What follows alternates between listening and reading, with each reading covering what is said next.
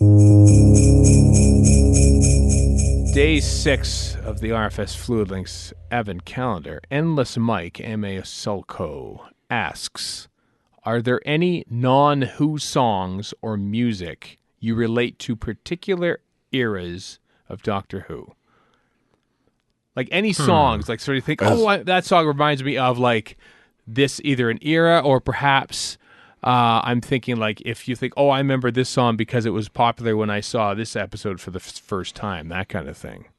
So not like Ticket to Ride or... Not like Ticket to Ride reminds you of The Chase, because that's just come on. Well, it might though. Maybe it does. I will admit that Toxic by Britney Spears is a song I didn't know much about until I heard it on Doctor Who, and now I really like it. Yeah.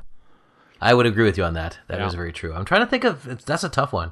I know this is not Doctor Who, but I know I got the Beatles Red Album the same time I got the basic set of Dungeons & Dragons as a kid, so I always think of the Beatles songs in conjunction with Dungeons & Dragons, early Beatles songs. Mm-hmm.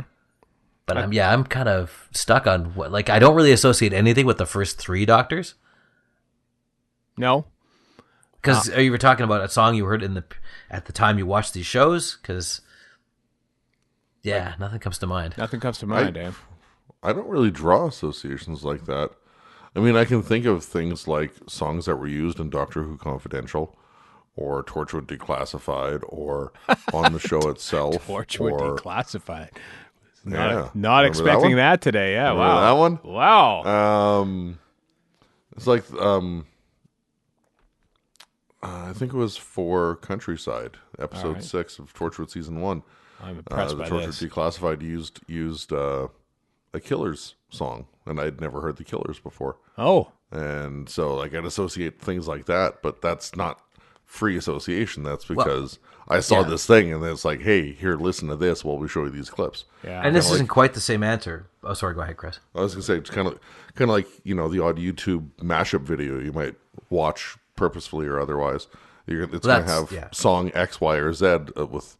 all these weepy Rose Doctor scenes or whatever. And what do you might associate? Speaking of which, since I've perpetrated a couple of those myself, I have actually gotten to the point now, because you're editing this thing and you hear the song over and over and over, certain scenes will get burned in with parts of that song. So now I can't hear parts of Pink's What About Us without thinking of a certain 11th Doctor or 10th Doctor or...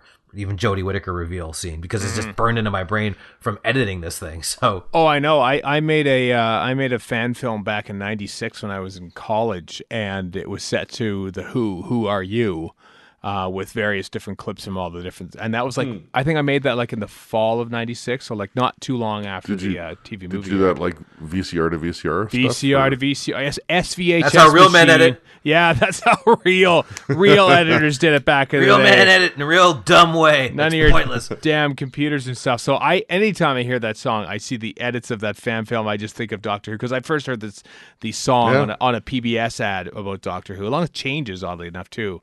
But I remember that one actually. Yeah, it's odd though, because I'm trying to think like but I would actually like to point out the opposite of that is true with Kim Rogers of Head Over Feels, who was the person who said we should do a video about both the videos I've done. She did exactly that. She's like, why isn't there a song to go with this? All this Doctor Who stuff should go with it, and she was right. And so, voila, fan videos.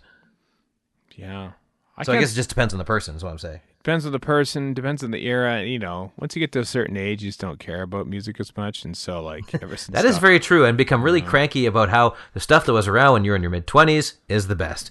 In fact, I was hanging out with somebody who's in his mid-20s, and he was playing a lot of really cool electronic stuff, and we were agreeing that the stuff from the 90s is the best. And I'm like, but I'm biased because I was 26 at the time, so obviously it's going to be perfect because I was 26 at the time, and for no other reason. It's funny that Fleetwood Mac is a band, but Fleetwood Mac I most associate because they used their track "Oh Well" from Spirit from Space. Mm-hmm. So I think of like, oh, you mean popular band Fleetwood Mac? This is the pre-Lindsey Buckingham, Stevie Nicks days, but everyone sort of thinks of the band as one of the top-selling bands in the world in the 1970s. But no, I think of their song in the Doll Factory sequence and spear him from space. Actually, to be honest, I do a lot of this with movies, like, for instance, and now current events, like, and this is weird, but whenever Mulder drops something sweet, I play the Layla piano exit from Goodfellas. Yeah. And so now it's completely associated with the impending doom of a certain president. I wonder if you could, like, cut Layla to, like, the scene, I don't know, a particular scene where the doctor's like walking out of, like, I did The Greatest Show in the Galaxy or something like that. That feels first of all, never put those two things together again. But yes, I should try to put Layla together with some sweet ass walking scenes. Yeah, it's really built for corridors. Greatest Show. I mean, you got the explosion of the Doctor walking away at the end. So there's your finale. Listen, there's certain episodes of Doctor Who that don't exist, and that's one of them. Well, he was Martin Scorsese did direct that episode, though.